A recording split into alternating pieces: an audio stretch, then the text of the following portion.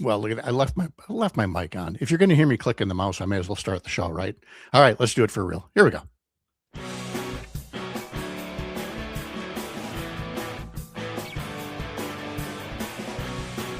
Still feels a little weird calling it a show. It's more like having fun on the interwebs here. But hey, good morning. It is another beautiful morning up north here on Lake Wissota. I'm Pat Whitelow. Nice to have you along on this Tuesday morning. It is April 28th, 189 days until the November election, 105 days until the August 11th primary. And you know what I learned yesterday? Yesterday was 999 days. So today is 998 days left in Donald Trump's term in office. Let's say 998 or less. And before, oh my God, Derek Van Orden might be calling for my firing or something. He's calling for his death. No, I'm kind of hoping he gets impeached or, otherwise decides to flee the country or something like that. So 998 days or less in the Trump second term here. Coming up in just a bit, we're going to be talking to Ben Brist, an assembly candidate from the Milwaukee suburban area, and one of a continuing series of interviews with all kinds of folks motivated to run for a seat in the Wisconsin legislature.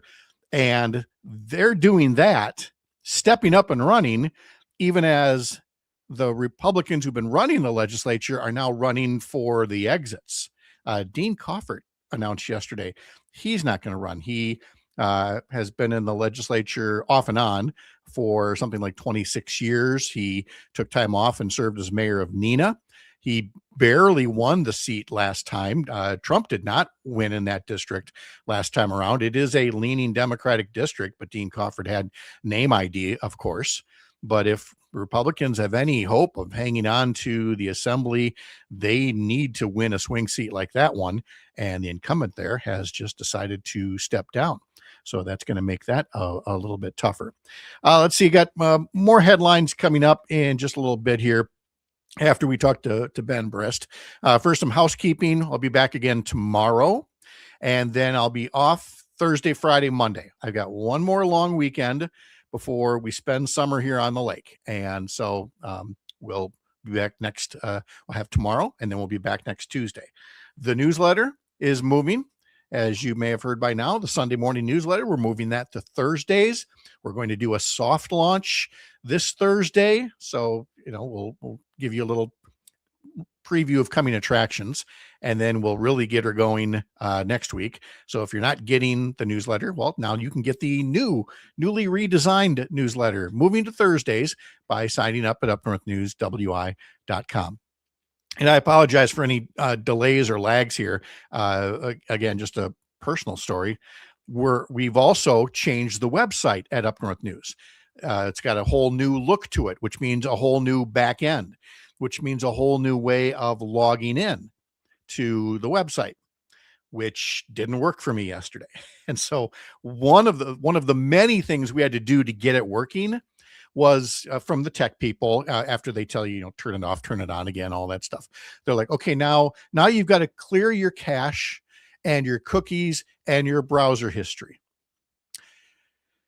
Well, I haven't done that since I started all of this back in October of 2019. So I've got 6.5 years that I'm sure every tech person right there is shaking their head going, I cannot believe your website or your browser operates at all. So yeah, we cleared the cache, the cookies, the browser history, but it now has meant that every time I have to log into something, I have to go dig up the password, go look for the pass key, or hold my finger up to get a fingerprint or an eye scan or something. So I've got that fun to continue dealing with today. And so that's why it's nice to do something that's more familiar. And that's just hold a conversation with you and a conversation with Ben Brist, who is running for state assembly down in the southeast part of the state. And Ben joins us now. Ben, good morning. How are you? Hey, Pat, I'm doing great. Thanks for having me. I'm really looking forward to our conversation.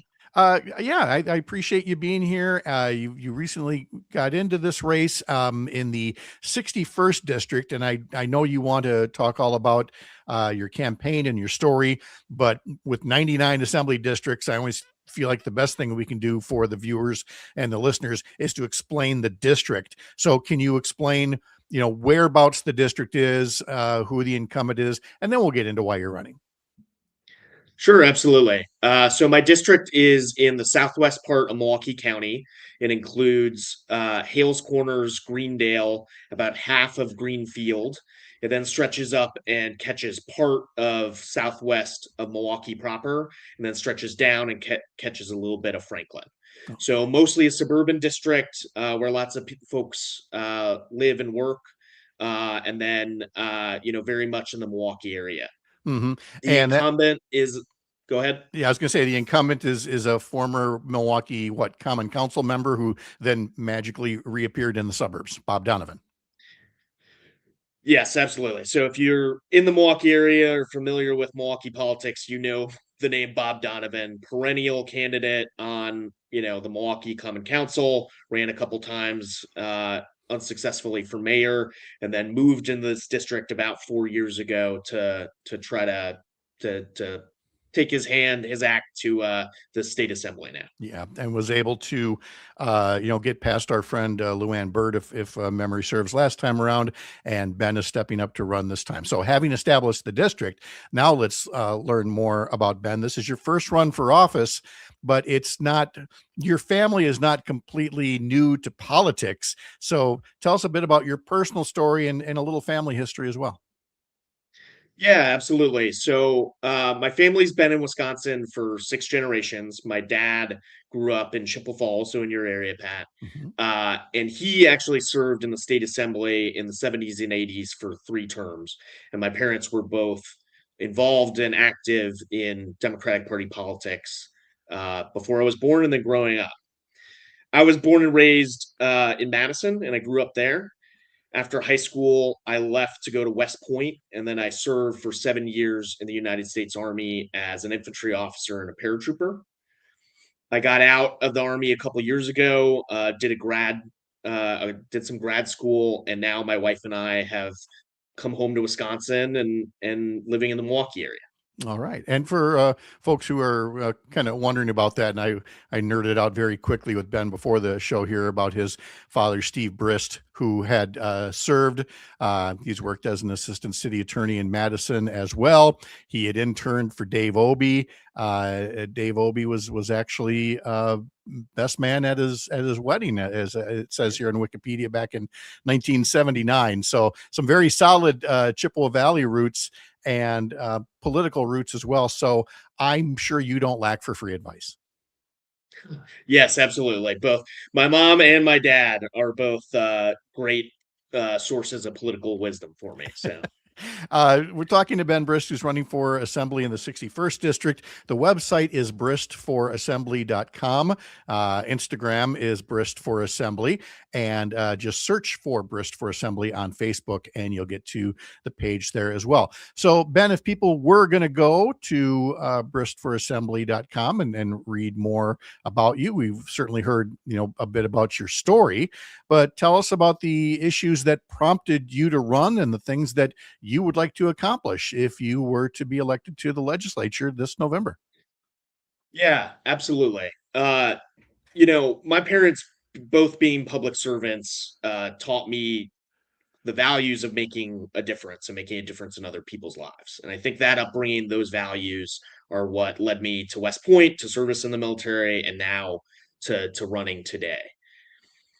Our state government can and should be doing so much more to help everyday ordinary people.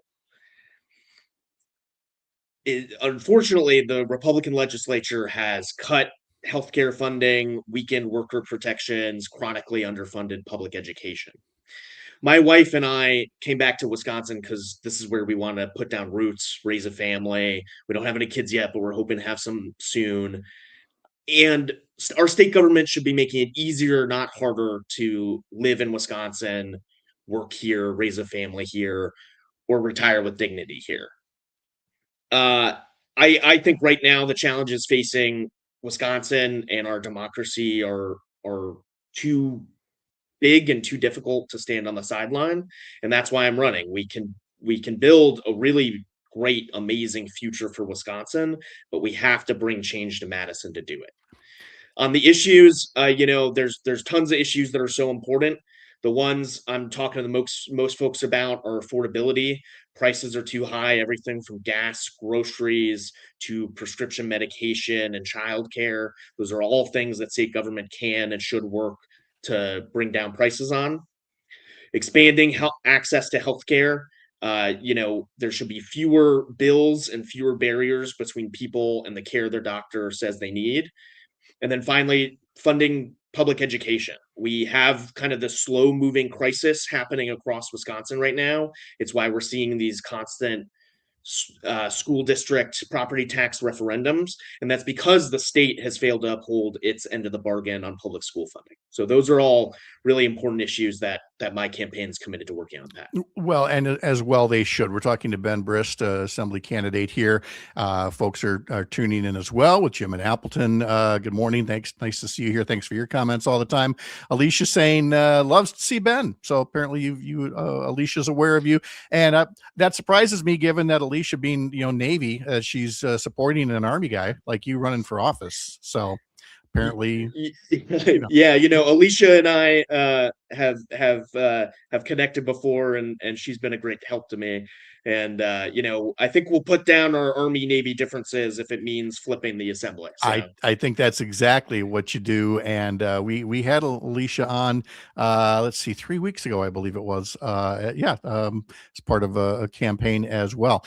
So you're also an Eagle Scout from back in the day, and that's led to this topic of the environment and natural resources, where, again, Wisconsin has a strong history, but it's clear we could be doing better with a different legislature. Absolutely. Our natural resources and the outdoors are something that makes Wisconsin a really special place to live. Like you said, grew up a Boy Scout, grew out an outdoorsman. I have really fond memories of fishing with my dad and my grandpa up near Spooner, going out on Lake Michigan and on Lake Superior. These things make Wisconsin special, and we need to be doing everything we can to support our natural resources instead of putting them at risk. That means investing in clean energy of the future, which will both make energy cheaper, it'll provide good jobs in Wisconsin, and it will also protect our environment. And then it's fully funding our conservation programs. I've worked and spoken with folks at some county land and water resource departments across the state, and they're struggling because the state has consistently underfunded the DNR, and it's harder and harder for the DNR to do its job. And then finally, it's the Knowles Nelson Conservation Program, named for a Republican and a Democrat from Wisconsin, because it used to be a bipartisan issue, and the state legislature is about to let that conservation fund expire, and that's something with a new legislature we can and should reauthorize. Oh, without a doubt. And again, none of this is kind of, pie in the sky thinking. As I remind folks all the time, I had to deal as a legislator with a $3 billion shortfall. We're dealing with a legislature now that has to figure out what to do with a up to $4 billion surplus and make investments in the right ways to make up for what's been over a decade of underfunding in all of these areas. It's why you're seeing so many more school referendums and things, because this current legislature can't help but kick the can. This is exactly what we do. Looking at your social media sites, it's clear that it is signature gathering time, and that'll be happening through June 1st. Though I'm quite certain that prior to that, you will get more than enough signatures to get on the ballot. But I'm sure that means you're knocking on a lot of doors right about now. Yeah, absolutely. Getting out there, knocking on early doors, meeting folks, talking to them about the issues that matter. The three issues that I'm hearing the most about are affordability, the economy in general, folks struggling, working multiple jobs, healthcare, making sure people have affordable access to healthcare, and then public education, making sure it's fully funded and our schools are protected. It's both an issue where people care about their property taxes that keep going up, and they want their schools funded and protected and every kid to have an opportunity. Yeah, exactly. So again, if you want to learn more about Ben's campaign, you head over to bristforassembly.com, on Instagram, Facebook, Blue Sky. I see something there as well. Let's see, Ben, any topics that we missed or things going on that you want to make sure we cover today? Yeah, I don't think so, Pat. This was really great. Yeah. Before we can flip the assembly, there's a primary August 11th, Mhm. and I could use everybody's support. So please check out bristforassembly.com and get involved. I appreciate you having me, Pat. Absolutely. Hey, it was my thrill as well. Always want to be encouraging people to be running for office, and I know you'll be down in that part of the district in the Milwaukee area for some time to come. But obviously, we'd love to see you whenever you can get a Chippewa Valley visit in as well. Ben, thanks so much for your time. Good luck to you. Absolutely. Thanks, Pat. You bet. Look forward to checking in with Ben. Again, Ben Brist. You can follow more at bristforassembly.com and over at Instagram, Brist for Assembly, Facebook, and Blue Sky on there as well. All right. In terms of headlines, one story that I wanted to share today deals with the Secretary of Agriculture, Brooke Rollins, making an appearance in Western Wisconsin yesterday with Congressman Derek Van Orden. Brooke Rollins, has a tenuous grasp at best on agricultural policy, but again, her sharpest qualification was to be a sycophant for Donald Trump, and she's clearly did that. Wearing big red hats yesterday, she and Van Orden, with the phrase, "Oh God, make cows great again." Sure. Uh, and I can say with confidence, looking at the story from WEAU, Channel 13, my old station in Eau Claire, and as I was watching the story last evening, Secretary Rollins' main qualification appears to be that she can read a Wikipedia page, because the soundbite there had her rattling off that Wisconsin has 58,000 farms, 13.8 million acres across the state. Agriculture contributes $116 billion to the state economy annually, supports 353,900 jobs. Great. You've got us nailed. But what are you actually doing for us? What have you done, if anything? Well, she talks about a one particular assistance program and says that in 2025, about 5,000 farmers signed up. But under a new system released in January, they've had 52,000 farmers sign up in 4 days. That's not the flex that you think it is. That's a sign of how many more farmers are hurting right now. And it seems to me, if you're going to be crowing about farmers signing up for assistance programs, it kind of goes against your core philosophy. I thought you guys were the ones who were against dependency on government handouts. So which is it? Uh, the event was held on Morningstar Dairy's farm in Onalaska. John Schaller, the owner there, said he was encouraged about the outlook for farmers after hearing Monday's roundtable. He told Channel 13, he said, "This administration is definitely taking the bull by the horns, as we would say in the dairy business." No, you don't. Even I know that. I think that their work on exports is a big deal. We make so much food. We supply food for the rest of the world too. When we get that straightened out, it definitely helps our price. When we get that straightened out, why is it bent out of shape right now?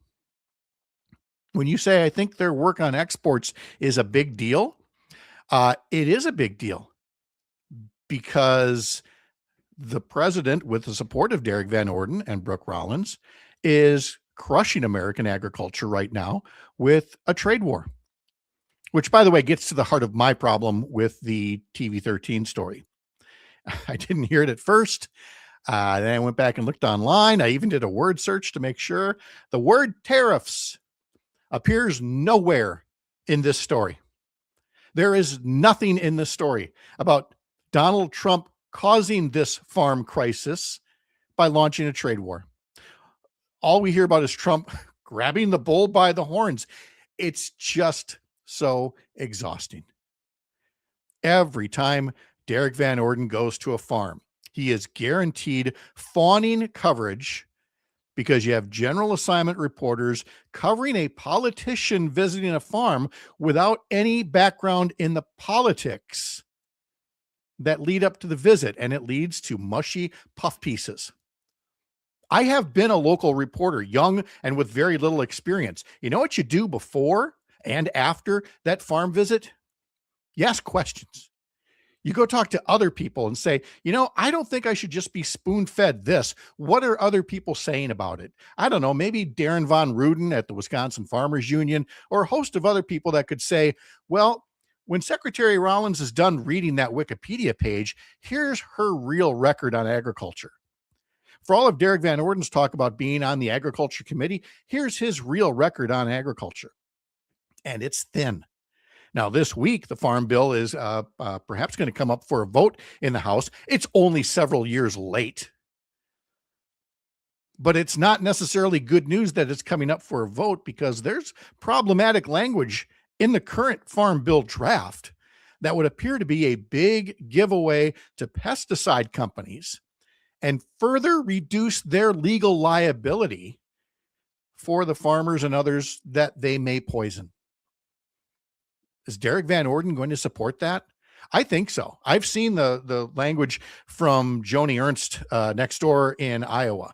And I don't know why anybody thinks Joni Ernst has ever been a moderate in her life. And her quote, all about deregulating and getting government out of farmers' business so that we can have a healthy food supply. When you're backing massive deregulation and a get out of jail free card for pesticide companies, is depressing at worst and enraging at best. But that's what we learned yesterday from the Secretary of Agriculture and the congressman for Western Wisconsin doing a little puffy tour, saying they're concerned, they're grabbing the bull by the horns, and having absolutely nothing of substance about growing markets and getting farmers less reliant on government support programs. So there's a look at your headlines right now. Let's do today's history lesson. A couple of birthdays today, a couple of history notes. Let's start with Jay Leno. Jay Leno is 76 years old today. I loved Jay Leno as a stand-up comedian. As a Tonight Show host, significantly less, but still a good guy. 76 years old today. Happy birthday to him. Justice Elena Kagan is 66 years old today. A lot of music notes for today. On this day in 1969, the self-titled debut album by the group Chicago Transit Authority was released. For their next album, they would shorten the band's name from Chicago Transit Authority to Chicago, but their self-titled debut album came out on this day in 1969. On this day in 1973, Pink Floyd's Dark Side of the Moon, recorded at Abbey Road Studios, topped the album chart for the first time, for the first week. It would be number one album the next week, the next week, the next week, 741 consecutive weeks as the number one album. And if you take away the times, the non-consecutive weeks, all told, Dark Side of the Moon has been the number one album 880 weeks on the album chart. And it came out, or it first became number one this day in 1973. On this day in 1979, the number one song was Heart of Glass by Blondie. On this day in 1998, the Dave Matthews Band, their third studio album, Before These Crowded Streets, debuted at number one on the album chart. And on this day in 2003, Apple launched the iTunes Store, the first widely successful music downloading service. Well, the first legal successful download service, RIP Napster and all the others that were out there. And I will again give my old man rant, my old journalist rant about how back then I was saying if Apple can figure out how to microcharge, meaning you give a credit card number and we're going to charge you 99 cents for a song download, why can't the news business do the same thing? And all I heard back then was, we can't microcharge it so much per article or per day or whatever.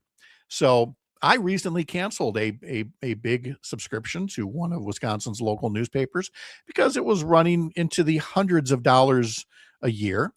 And it's not that it isn't necessarily worth it, but how much healthier would the news business be if they had early on embraced something like, 25 cents per article, or, 75 cents per week, or something like that, and not hit you over the head with one big massive charge when you may not read the newspaper every day. All right, old man rants is over on that one. On this day in 1967, boxer Muhammad Ali refused his induction into the U.S. Army and was subsequently stripped of his championship. On this day in 1919, a 23-year-old named Leslie Irvin made the first free fall parachute jump. You ever think about that before? It's like, who was the first person, the first to go, hey, you know what we should do with this plane? I know planes have only been around for a couple of years. We should jump out of one with a parachute. And he did that this day in 1919 near Dayton, Ohio. And yes, he lived. And one more on this day in 1961, Warren Spahn, pitcher with the Milwaukee Braves, threw a no-hitter for the second time in his career at age 41, and he beat the San Francisco Giants at County Stadium. Final score was 1-0. And that is today's history lesson for today. All right, our question of the week has been all about where does up north begin? And I have obviously received tons of answers. And I gave, just a set amount of choices, all the usuals, Highway 70, Highway 8, 29, 10, 33. And then I also put one for other. And so I'm just going to tease you with this because I'll put it in Thursday's newsletter. What was the most frequent response to other? People going, no, it's not one of those highways. It's one of the other ones. And we're going to put that in Thursday's newsletter. Again, Thursday is the new day for the weekly politics newsletter that I'll be putting together, moving from Sunday to Thursday. We'll have kind of a small edition this Thursday, and then something more regular sized next week when I am fully back in town and kind of back at it. All right. So we will do one more edition here of the live stream tomorrow, then that then that long weekend that I'll have. And then starting next Tuesday, I think we're back to this, full time every weekday at 9 o'clock with guests. And so I appreciate every one of you taking time either to watch us live or to watch us later on. It's always very satisfying to go back later on and see just how many people, dipped in from time to time to look at the playback. So I just want to make sure to thank every one of you, especially those of you that have stuck with it for the whole, 28 minutes. It's awfully kind of you. And I want to know from you what you'd like to see in terms of future guests, groups, topics. We'd love to cover it all between now and Election Day. So by all means, leave a comment here or get in touch with me, sending a note in some other way, shape, or form. All right. That'll do it for, I had to go remind myself, Tuesday, April 28th. I'm Pat Kreitlow. We'll see you tomorrow for another beautiful morning up north, and I'll try to update that picture with the ice on it finally, too.